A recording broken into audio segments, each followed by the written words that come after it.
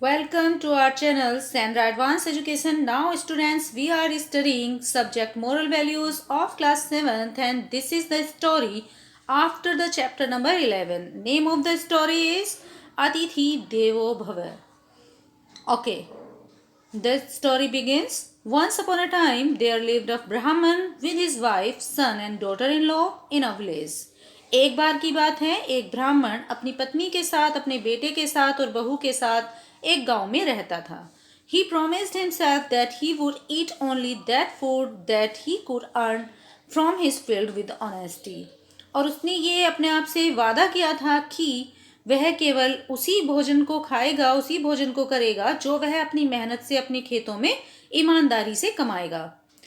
Once due to a terrible famine in their village, एक बार उनके गांव में बहुत सूखा पड़ गया. ब्राह्मण and his family could hardly arrange a meal throughout the day. पूरे दिन मेहनत करके बड़ी मुश्किल से वह ब्राह्मण और उसका परिवार मतलब दिन भर के खाने की व्यवस्था कर पाते थे. बहुत ही मुश्किल से खाना का प्रबंध वो कर पाते थे. This made them very helpless. और इस तरह वे बहुत ही अब खुद को असहाय महसूस करने लगे. वन डे, एक दिन, when the Brahmin was walking his field, जब ब्राह्मण अपने खेत में टहल रहा था, fortunately he found some barley. उसे सौभाग्य से कुछ जौ मिल गई. He brought it at home and gave to his wife. वह उन्हें अपने घर ले आया और उसने उस जौ को अपनी पत्नी को दिया. His wife ground it. उसकी पत्नी ने उन्हें पीसा and prepared floor from it. और इससे आटा तैयार कर दिया. That she divided the barley 4 equal parts for all the members of the family. और फिर उसके बाद उसने उसके 4 हिस्से में उसको बांट दिया क्योंकि घर में 4 ही सदस्य थे. So that every one might get an equal share. जिसकी वजह से वह चाहती थी कि सबको बराबर हिस्सा मिल जाए. Everybody was very happy to see the food. और प्रत्येक खाने को देखकर बहुत ही ज़्यादा खुश था. And wanted to eat as soon as possible. और उसको इतनी मतलब भूख उन्हें लगी हुई थी तो जितना जल्दी हो सकता था वो उसको खाना चाहते थे. As soon as they took their plates in their hands. और जैसे ही उन्होंने अपने हाथों में अपनी प्लेट को लिया, one Maharshi knocked at the door.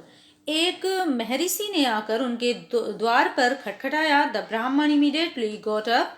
वह ब्राह्मण तुरंत उठा and welcome the Maharshi inside his हट वेरी रिस्पेक्टफुल्ली. और उस ब्राह्मण ने उन महर्षि का बहुत ही आदर सत्कार के साथ स्वागत किया.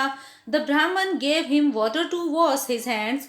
और ब्राह्मण ने उनके हाथ धोने के लिए उन्हें पानी दिया. And then requested to sit down in order to have some food. और उनसे प्रार्थना की कि वो बैठ जाएं और भोजन करें.